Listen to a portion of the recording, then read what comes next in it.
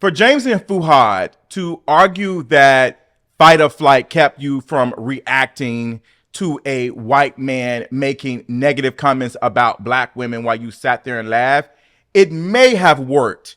But also, this specific man has a history of saying things like this. And when we go back and look at the history of how you all describe black women, it's clearly evident that you all have been pandering and that a slip up exposed you all for who you really are. Let's talk about it. Y'all already know what time it is. I got the black V-neck on.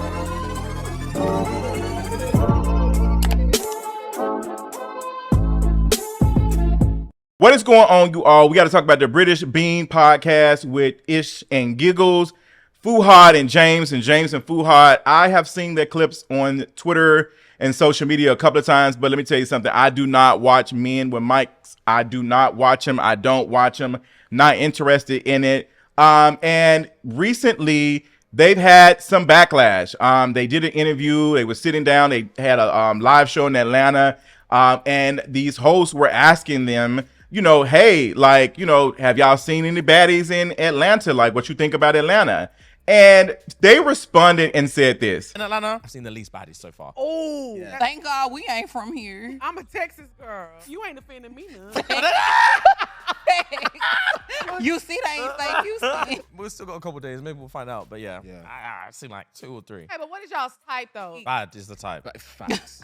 So what makes a girl bad? It varies though. It matters how you own it. It can be a skinny girl who wears the fuck out of being a skinny girl. And then you've got a thick thing who just owns the shit out of being a thick thing. It's bad is bad is bad. That's a PR answer. A PR answer. They're all beautiful if you have. I'm not saying everyone's beautiful. I just told you Atlanta's clapped. I never said everyone's beautiful. I just said I'm not seeing any baddies here. Now, to argue that and say that there are no baddies in Atlanta, one, black folks came up with the term bad. If you're not black, you can't be bad. You can't be bad, period. You cannot be a non-black woman and be bad. Like, that is reserved for black women. For Justin, who's been in Atlanta for 10 years, I have had moments, I put my hand on whatever Bible y'all want me to. There are so many beautiful black women in Atlanta that I am pissed that I'm missing out. Like, there are so many beautiful black women in Atlanta, like different sizes, colors, like all the things, like different ways of life. Like, there are beautiful black women. I run into them all the time and I'm like, damn, like, what can I do? Like, I need to fix this. Like, I need to fix this to argue that black women, like, in Atlanta, like, ain't bad. Because let's back a little bit, because people were saying that, oh, they're not talking about black women. It is a dog whistle. It is the same thing that Republicans say when they're talking about specific things. They'll use terms like thugs. Even saying the Haitians are doing this thing where they're eating dogs up. These things are racial undertones and they have a history behind it. Atlanta is a black city. A very black city. To say that there are no baddies in Atlanta is crazy to me. Like, to say that there are no bad women or like Atlanta is clapped or whatever, to refer to like Atlanta does not have beautiful women, period, is, girl, like, stop playing in our face. Stop playing in our face. And in this video clip that you see, you can hear homegirl like say like, girl, y'all giving a PR answer, like, be honest, because their whole stick is PR. Like, that is what's going on right now, that folks are pretending to be something because it is giving them a lot of attention. And I feel like for Fuhad and James, they've been doing it for a minute and now it is catching up to them. Like, folks have pointed out before, like, hey girl, like, they have a history of saying anti-black things. When you record podcasts and videos and stuff, like starting out as a YouTuber, as a podcast, whatever you want to call me this week, there are videos that I have that I've done back in 2011. Like, there are some things that I have said in the past that were completely ignorant. But what makes like me different from other folks who may have said some stupid things in the past is that you talk about your experiences and talk about the growth. This is why this apology means absolutely nothing, because to apologize for this video, you're apologizing that it came to the surface. You're not talking about the other things that have been brought to light that y'all have said about black women. y'all have repeatedly made comments about black women in the past. It's giving that y'all don't like black women. And this is why when I did that video talking about like other things of our parasocial relationships and how we don't know folks, sometimes we do get a little bit of a hint. If we see enough, and we have seen enough when it comes to Fuhad and James, all the videos that are not getting attention of them saying, you know, how they feel about black women, they're saying the quiet part out loud. There is a video of them talking about being in high school and how black women or black girls were not interested in them. That's what he said out of his mouth, that he wasn't interested in them, but they used to call them sellouts and all the other stuff, and, you know, talk about their dad because he was mixed. And when I was in school, there was a group of black girls in my year that would bully me religiously. It didn't because they were hideous anyway. A chick that I went to uni with, her name is, it doesn't matter what her name is. Actually. She was on a TV show. I can't remember what TV show it was called actually. And this girl that I was at the time used to watch that TV show, and she was like, oh, there was this girl that, because she wants mixed race kids, like her heart is set on it, so she wants a black man. That's all she goes for, black men. And there's this girl that she used to watch on a TV show who was obviously black. She was like, oh, I wish I was her. And I'm thinking, what? Jesus Christ. She kept on saying, oh, I wish I was black, I wish I was black. I'm thinking, Jesus Christ. What? For starters, if he was black, you wouldn't be getting any black men, so I'm just saying. If I had $1 every time that a light-skinned person talks about, you know, dark-skinned folks mistreating them, girl, I would be able to offer black folks reparations at this point. As many times we have heard that excuse, like, girl, what is happening now? They said all of this, and what are you able to do? You are able to build a platform big as how you have it right now, like, based off of what? Based off of what? Because, to be honest, looking at the content and stuff, y'all don't seem to have an actual politic or understanding of blackness or whatever. Y'all are just two with a microphone. There's nothing special about y'all. Y'all are not out here talking about y'all experiences of how y'all have unlearned anti-blackness and all the other stuff. And not saying that everyone who has a podcast has to talk about that. But in situations like this, if you're sharing your opinions on things, talk about your experience of the things that you have done and experienced in your life. Like, bring that to the surface so we can have a conversation about it. Like, so we can understand, like, oh, wow, like, homeboy was saying all this stuff, but we're seeing the growth. You can't apologize in this one video and make up for the years of things that you have said that people are now posting online. You can't. Like, y'all have work to do. And I think y'all are terrified at the fact that y'all are not going to be able to build this back up because y'all primary audience is black women. Like, black women are pissed, and they have every right to be pissed at you all right now of the things that y'all are saying. Like, there are people who just subscribed to me first time watching me 2 weeks ago, maybe even 2 years ago, and they don't understand, like, you know, my growth and the things I had to go through. So if my fans are exposed to something that I said that was, you know, out of it or problematic from 6-7 years ago, there's clearly other videos and things and stuff I have talked about that's like, oh, okay, like, that's not something I'm trying to hide. And that's what gets me with folks who want to talk about things, and then it's like, girl, you have all of these things that you said in the past. Like, if you have an opinion on everything, talk about yourself too. Talk about the growth and the things that you have learned in this meantime. You can't use one apology, and this wasn't even an apology, to be honest. This was y'all trying to clean it up. You're using an excuse of fight or flight in response to a white man making y'all nervous. So you're abandoning black women and sitting next to a white man who has a history of these things. Meghan Markle, she's cool, man. She's cool. She stole your ginge. How you feel about that? I'm here for it, bro. I'm here for the multicultural. Really? Yeah, Black man. girlfriend effect. Yeah. You're into that. Yeah, and Meghan she Markle's came fine in. as What's the fuck, black so. girlfriend? They just come in and start fighting? Nah, bro. You guys don't know about black girlfriend effect. She just... Wait, she what is the black girlfriend effect? This Oh, is you might not know just about this. glow up the other culture. Yeah, so you'll see a guy who's had a black girlfriend, all of a sudden he's got buzz cut, like clean shape up. Glows up, bro. Yeah, I like that. Glows the fuck up. They shave their hair because they start losing it. Because they're so stressed being around this black girl complaining about That's why they gotta shave their hair. Nah, bro. White guys with black girlfriends, they grow a beard because because there's more cushion when they get slapped the That's hilarious. I think the black girlfriend effect. It might be a protective instinct, bro. You think? Protective. Do you guys have you ever had black girlfriends? Yeah. Have you ever had white girls? Yeah. Oh wow. Okay. What's your favorite?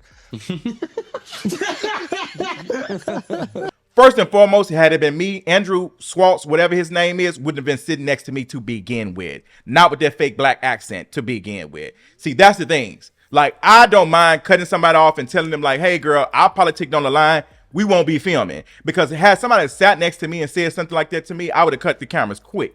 Cut the cameras, dead ass. For somebody who doesn't even date black women, I don't have to date them to care about them. And I also don't have to have a black mother to have decency to recognize the racism that is coming out of this white man's mouth. Because you have black man. I don't have to use any of that. I care because I care. Like, I care because I care. There's people who might have a mother that they don't talk to or, whatever, but they still can care about the well-being of black folks, period. And folks are saying, like, all these things around, like, their experiences have warped how they perceive black women.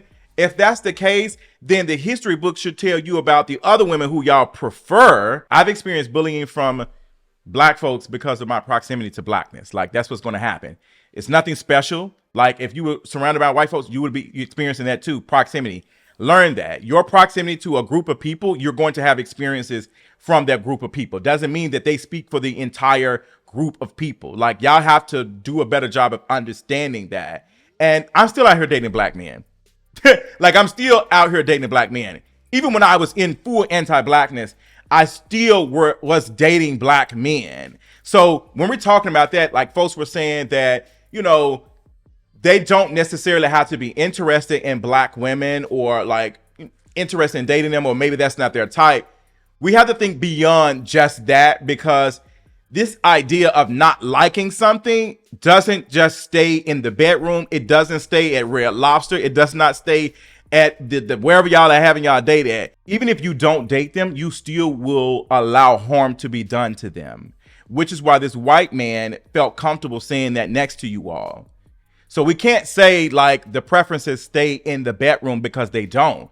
I don't have to come on here and say that I don't date such and such size, or I don't date this person. I don't have to name the things that I don't date. It's the same thing with getting on the apps, specifically like Jack'd and Grindr, for those who do not know. And you run across folks who have this bio of, I don't know fast, no films, and no people with HIV, or none of this, and da-da-da. It's like, okay, you spent so much time talking about what you don't like that you haven't even focused on what you do like.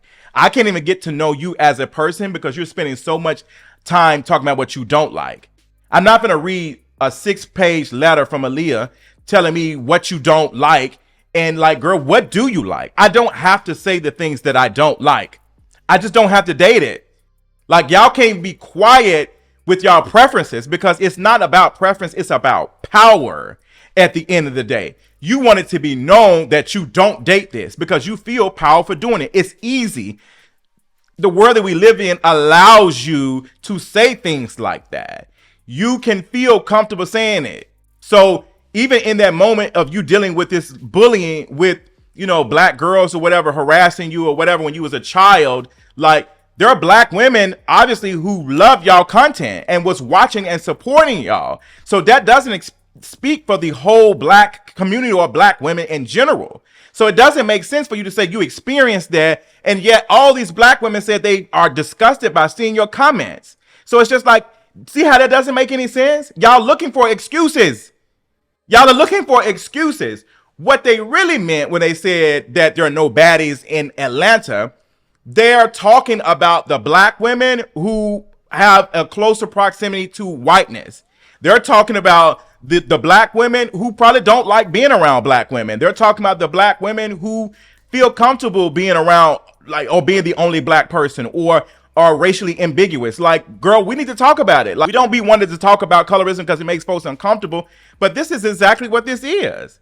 Like, this is exactly what it is. Like, y'all will come up with all these reasons and stuff why y'all don't date black women. And to have this man sit up here and talk about black women being mad and, having to cut their hair all off, like, y'all was sitting up here giggling and kikiing when this man was saying it. I'm looking like, oh my gosh, like, there's no way in the world a white man will feel comfortable enough even sitting next to me, period, let alone sitting next to me saying something like that. Like, what? Because y'all are not stopping folks from saying stuff like that when the cameras are off. So don't try to argue and say that the situation of a fight or flight response that you did not know what to say. Like, even when y'all have finished recording and all that, if you realize that it was a fight or flight situation, you should have addressed that and said, hey, I don't want this posted. Y'all have that power, like, hey, you know what? I wasn't comfortable with what he said, but y'all didn't. Y'all had to wait till it got published. Like, it got edited, published, all of that. Y'all didn't shut it down. Like, y'all had no power at any time.